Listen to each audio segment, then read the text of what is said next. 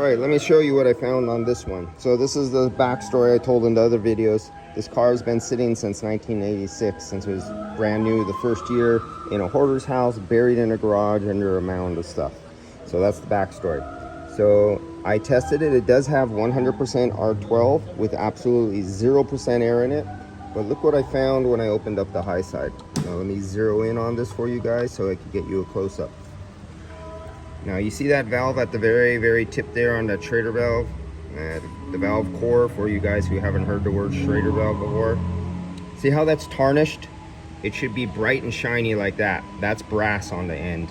But you also see that there's no oil on it. It's completely bone dry.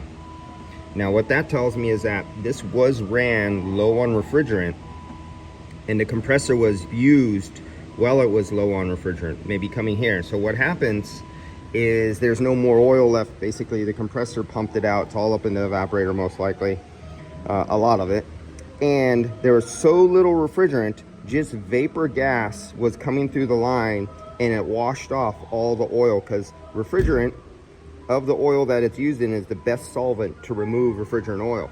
So this thing was completely stripped of any sign of oil at all whatsoever. So that tells me this has been run hot. At least it's not gray. It wasn't for a long time. It's not gray, it's not black. Just rusty, discolorated, and dry. So looking back at the, see if I could get the suction line. Look at that one. Now that one's usually cleaner. You see that's cleaner.